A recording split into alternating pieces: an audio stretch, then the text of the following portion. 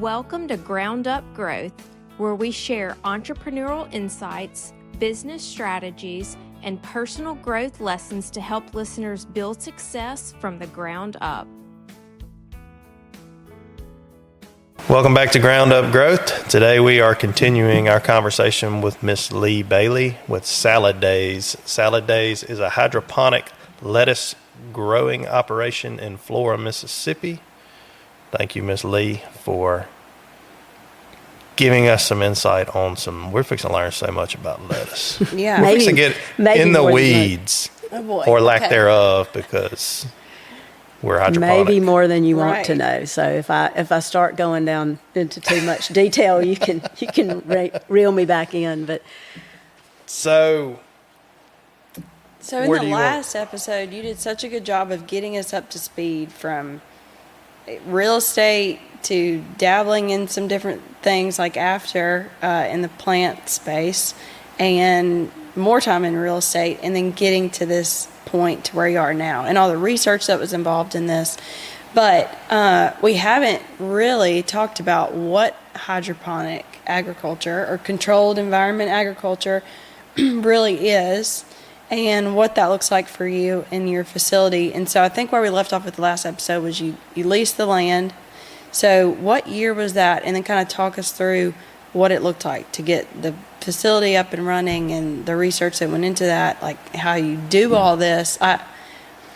It's mind-boggling. And, we thought we knew enough to pull the trigger and go forward and get a bank loan and buy the equipment and build it. That all was in 2012 is when we started we got the loan, started the site work, built the facility, and finished that in 2013. And that was kind of towards the end of 2013. And so our first crops came out of that original greenhouse, the 18,000 square foot greenhouse, in spring of 2014.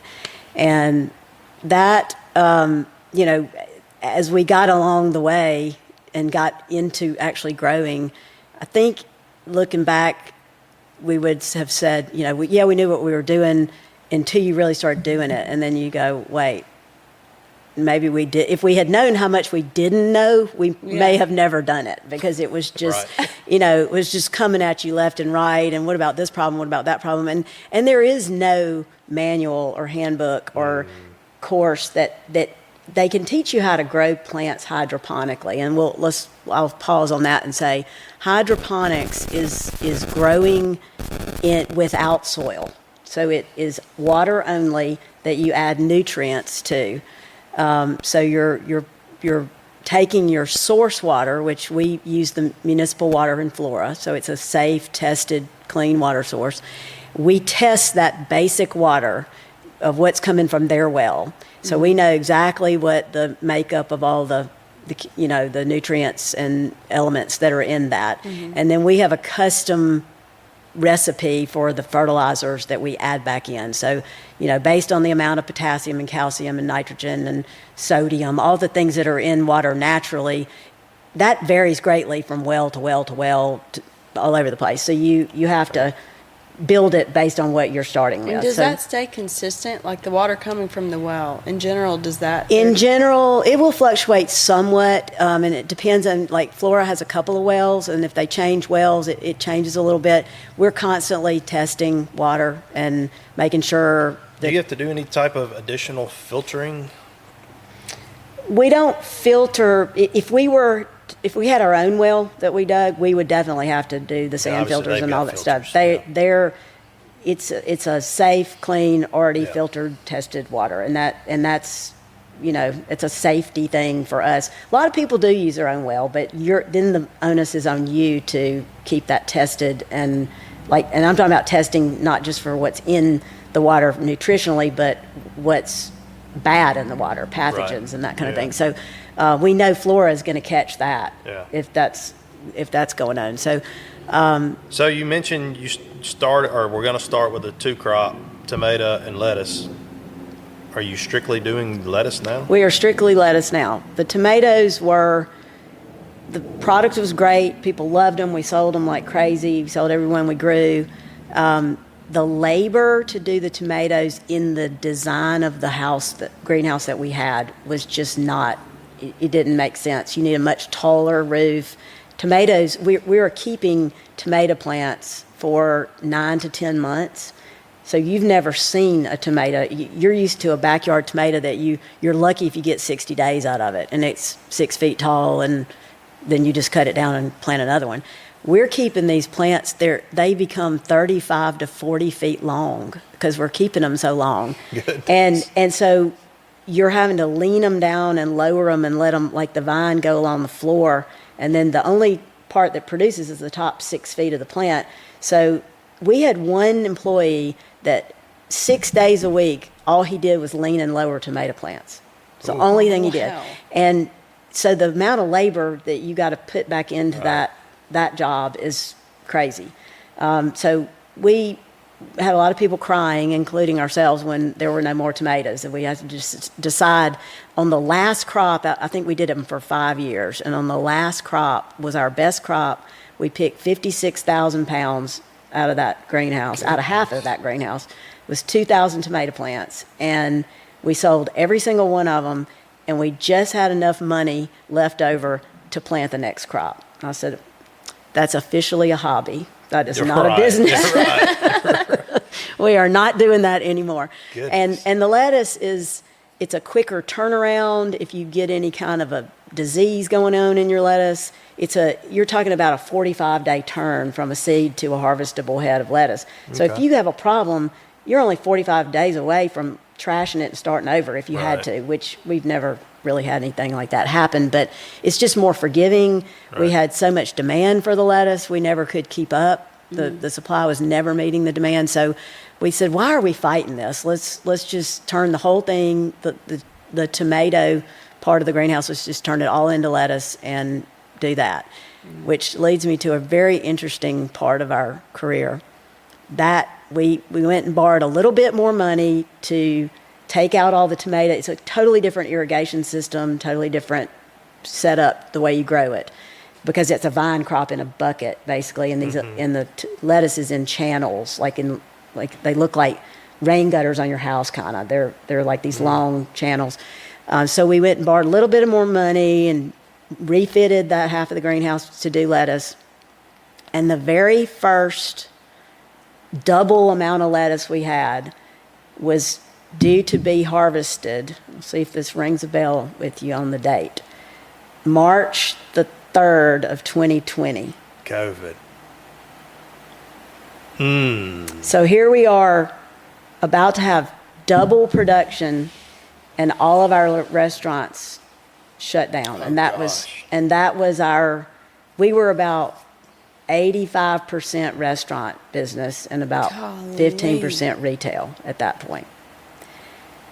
And when that happened, we said, this is only going to last a couple of weeks. I mean, we can just donate lettuce to the food banks for a couple of weeks and it'll be all right. This is going to all settle out. This can't go on very long. And that, as we all know, was not the case. And so after the first week or two of that, we said, well, what are we going to do? You know, this ain't going to work. And so I said, we got to pivot here. We either got to shut it down or we got to do a major pivot, and we've got to go direct to consumer. And everything we were doing was to distributors and grocery stores, and and so I said, well, how are we going to do this? I mean, we have thousands and thousands and thousands of heads of lettuce. You can't onesie-two these things out. I mean, so I had a girl that was working for us that real computer savvy, and we had a little website set up already, and I said, how are we going to market this? What are we going to do? And she said, well, your website, you have the ability to have a commerce page on here. You can order stuff, and so we sat down and we figured out how we're going to have this online farmers market. And so our neighboring farm, Two Dog Farms, was in the same boat as us. all the restaurants around in town, in Flora and Jackson, were in the same boat as us. Some of them were trying to stay open and do like to-go orders and, that kind of thing. And so I said, well, let's just make this like the gourmet online farmers market. And we'll get Railroad Pizza to make all the salad dressings, and we'll get Bless This Food to bake all the breads, and we'll get so-and-so to do this and that and this and that. And then we ended up, we posted the first week, and it just went crazy. I mean, it just... Really? 2020 was our biggest revenue year ever. Wow. Wow. Wait a minute. And you went into it at 85%. Restaurant.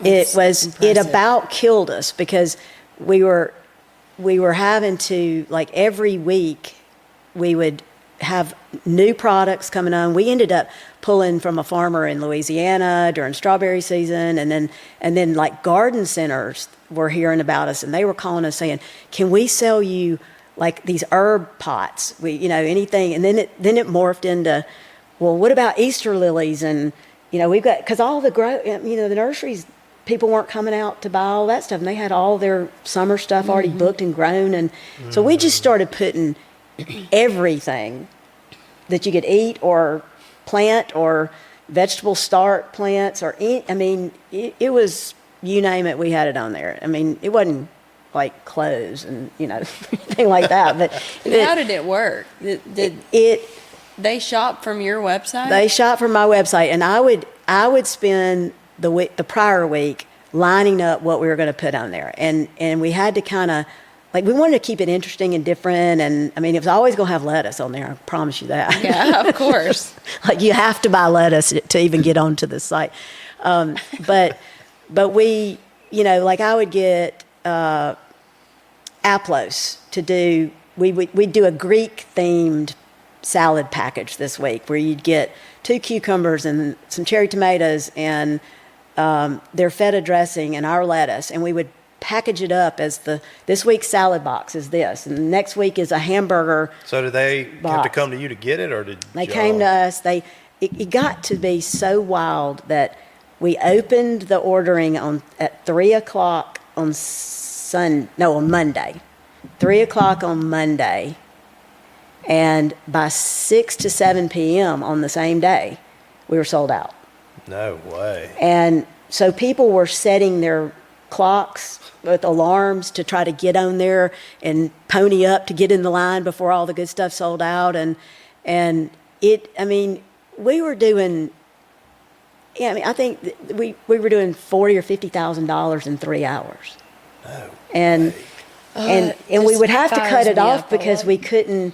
we couldn't manage anymore. So now that you know what you've sold in that first day that you've put it out there, now you have Tuesday, Wednesday, Thursday, Friday to get it all in from all these places you're aggregating from, get it all weighed, bagged, packaged up, ready to do contactless pickup on Saturday. So How many people do you have working for you at this point? about probably 8 to 10.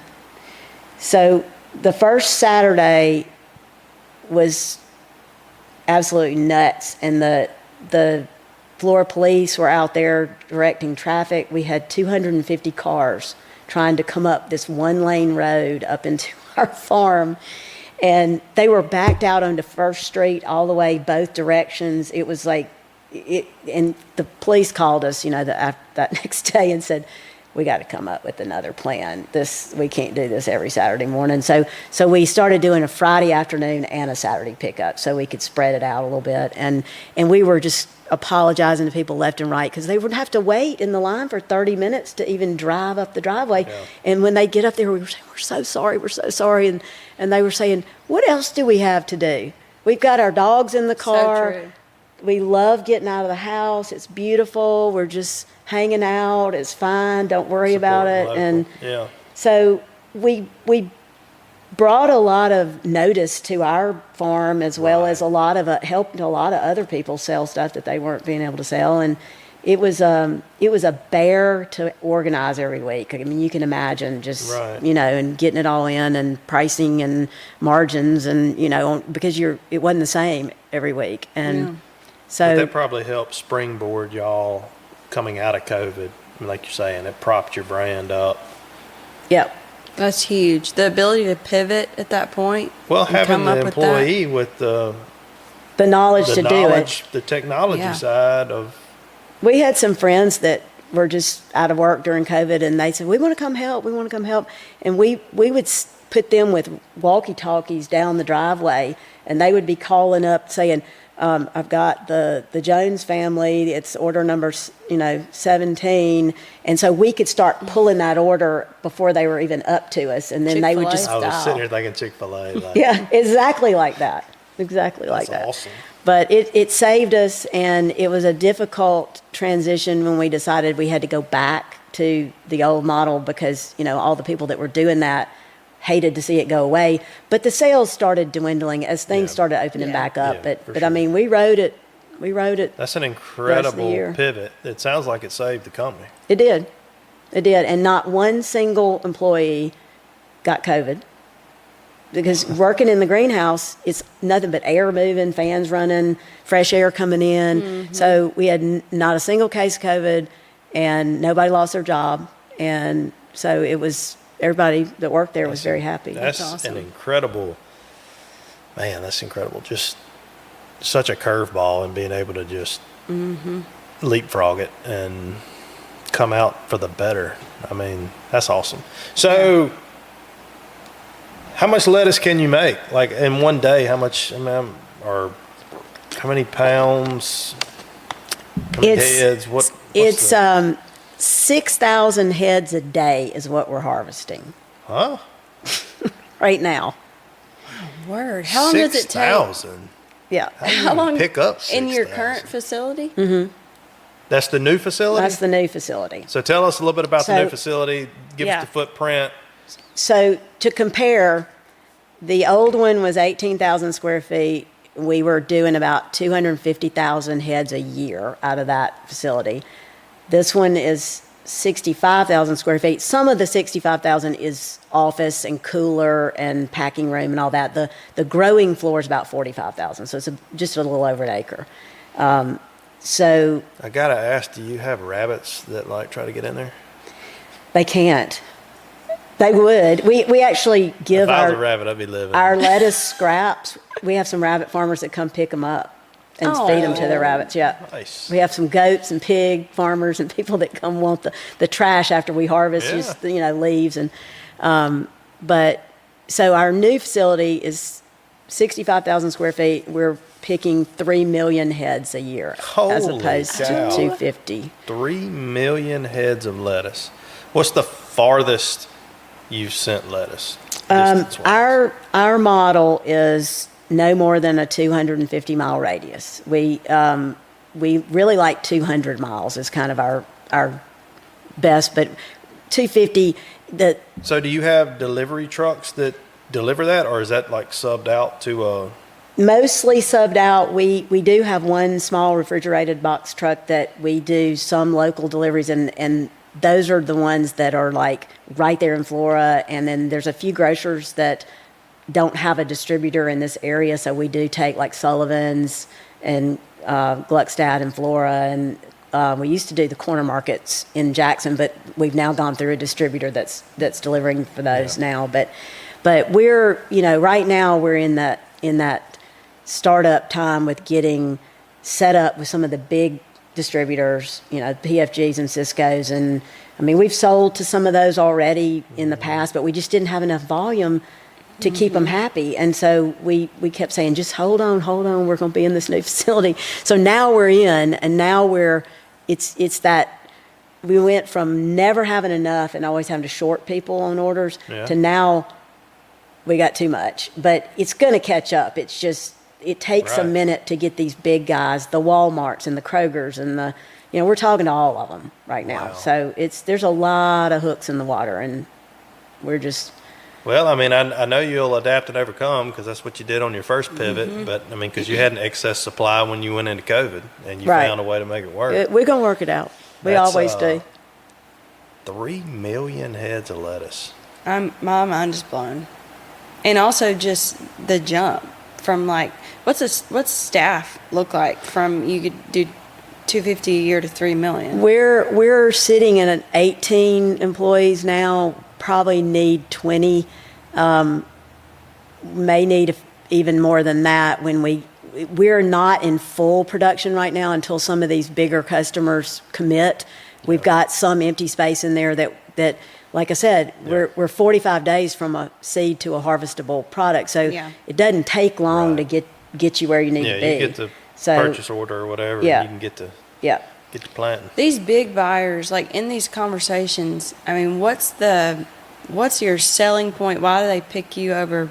And do you have a lot of competitors, like in the radius that you're even targeting? There are a lot of big lettuce growers, indoor lettuce growers, like what we're doing. A lot bigger than us. But they're all concentrated around the big metro areas. Like there's a bunch of them around Atlanta, a bunch of them around Dallas, around DC and Orlando, and but Mississippi, it's one of the everybody always talks about Mississippi's last and not the most progressive, and but for something like this, we've been sort of overlooked. It's like people in Mississippi do eat lettuce too. We have proven that. Exactly. So all we want is Mississippi, and we would like to be into. We do have a pretty big presence in New Orleans already, and New Orleans being the culinary town that it is, for sure, that's a great market for us. But we want to do Mobile, New Orleans. We're already pretty good on the Gulf Coast, Memphis, Birmingham. That's all we're asking for. We're not trying to get into Atlanta or Dallas. Now, will it maybe end up there anyway? I don't know. I mean, that's hard to predict. But tell us a little bit about you mentioned this before the podcast about how traditionally lettuce may come from California and it sits on a truck for a week and then it sits on the shelf for a week.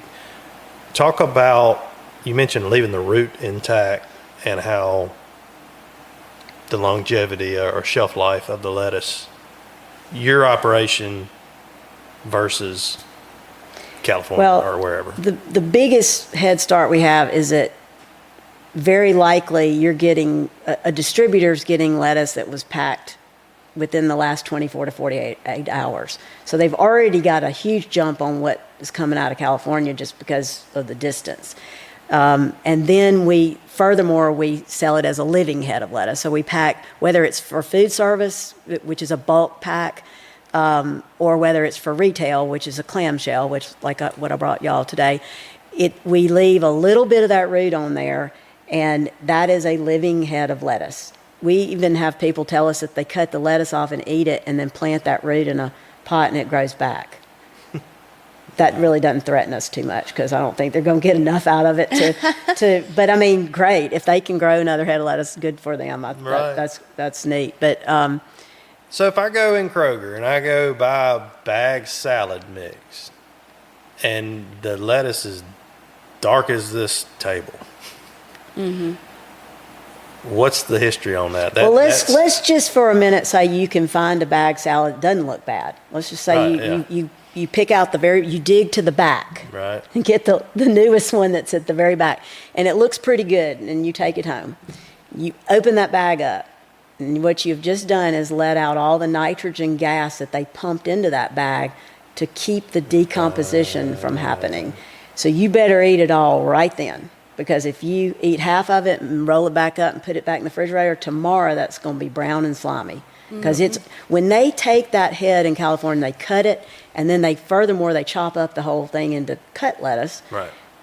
They've just killed the lettuce, and now it's trying to decompose. So that nitrogen preserves it long enough to get to that grocery store shelf, and that customer lets that gas out, and that's why it has no shelf life. That makes sense.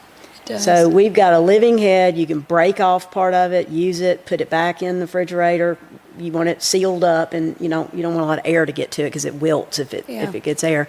But literally, you could go to Sullivan's and you could go to Freshway Produce on Old Canton Road right now, and you'd be buying lettuce that was possibly picked this morning or yesterday. Really? That quick? Wow. Yep. That is awesome. That's I'm just mind blown. And we're just so passionate about Mississippi being able to feed itself. I mean, agriculture is the biggest industry in Mississippi, but you can't eat most of what's grown here. We are the most obese state in the nation. We have the most food deserts of anywhere. And that's insane. We've got room to grow it. We've got farmers. We've got climate. Water. We've got climate. We've got all those things. So I think we'll see a lot more of this. And there's a lot of different types of produce you can grow indoors. I mean, we did the tomatoes and cucumbers for a while, and those do great hydroponically. Strawberries are a huge business indoors. Now they've come out with a blueberry that does indoors. I hadn't really researched that one very much yet, but bell peppers, all those beautiful yellow and red bell peppers you see in the groceries that are blemish free and perfect, those are all indoor grown.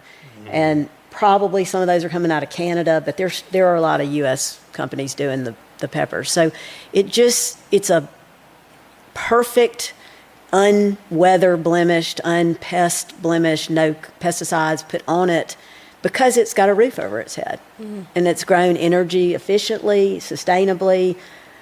Guess what our water bill is in Flora, Mississippi for a 65,000 square foot facility.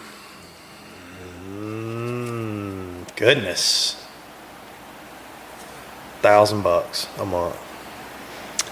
I just paid $66, but that includes sewer too. So it's like $40 a month. Really? Because we're recirculating that water, it goes. We put the fertilizer in it. It goes all the way through all the channels, feeds all the lettuce, and it comes back into the batch tank. The computer analyzes, reads what the plants took out of it, and now it rebatches in small doses back in the fertilizer that it needs to be back to its regular recipe, and it goes back out again. That's super intense. Oh, wow. Now, what does fertilizer cost? Are they affecting you pretty good? Oh yeah, They gotta be. We had a pretty good bid on hand when we got into this new facility, but we're shaking in our boots about the next order. What, doubled? Probably. Golly. Probably. It's Israel is where a lot of it's coming from, and it's not a good. That's affecting everybody. Pivot number 3. Here we go. Always something, isn't it? It is. But not having the curveballs of outdoor growing with the storms and droughts and yeah. So taking a little bit of the guesswork out is but you're not foreign to volatility. You've got the real estate blood in you. You've seen some volatility. Some volatility. One good thing also about our product is we know what our inputs are. Now, of course, with this fertilizer situation, and that's going to change a little bit. And some of our packaging has been increasing. But we sell our product at the same price year round. We've only ever had like 2 price increases in 13 years. And so even though our product may be a few dollars higher than commodity produce that's coming out of California, the commodity produce is crazy. You'll pay $28 for this case of cut lettuce from California now, and next month it might be $75. And so people sometimes say, well, yours is a little more expensive. And I said, yeah, but it's the same all year, and you can budget, and you're not throwing it away from spoilage. Yeah. So if you do the real math, it really isn't more expensive, and it's tastier, and people like it better. And if you'll notice my shirt, this is a term, lettuce snob, that was coined by our customers that have gotten to be, they named themselves lettuce snobs. And they said, if we go to a restaurant, we don't see salad days on the menu, we ask them and say, are you serving salad days? And they say, no. Or sometimes worse, they'll say yes and they're not. But they say, well, then we don't want a salad. Yeah. We'll go somewhere else. And so we said, well, we're gonna capitalize on that lettuce snob thing. And that's so great. Yeah. Also, just listening to your customers and then disappointing what they're already kind And of if saying. they ask their grocery store to carry it, or if they ask their Yeah. restaurant for it, that Yeah. goes a long way. So, 100%. yeah. That's awesome. It's at Martin's. Yes. Right. Martin's has been great. And I get salads from Martin's anytime we order from there just because of the lettuce. Have you had the wedge, the bib wedge? No, I haven't. We I always love get, like, seeing the club. people get away from the iceberg wedge that has absolutely no nutritional Right. value and no taste and no. They're doing a bib wedge with ours, Really? and it's so good. Oh, I bet it's so real good. crunchy in the middle and buttery on the outside. And Love a wedge. Try that Bib one. wedge. I'm going to have to try this. So I think after people listen to this, if they haven't already tried your lettuce, they're going to want to. well, I hope so. We would Where appreciate can they it. find it? We have a store finder on our website, saladdaysproduce.com, and you can put your zip code in, and it'll show you the retail locations that it's available. We are in the process of updating our website for the new facility. It's still the old facility shown on there, and we've branched out into a few more retail locations that aren't on there right this minute, but we're working on that right now. In fact, I'm leaving in the morning going down to Natchez. We've just gotten some Natchez grocery stores, and I'm going down to do a tasting demo in one of the stores tomorrow just to introduce it into that market. And we've got some in Mobile and Foley and Mobile and Theodore, Alabama. So we're getting a little out of Mississippi on those, which is great, and looking forward to more of that. That's awesome. That is awesome. You've built an incredible business, and you've got an incredible story.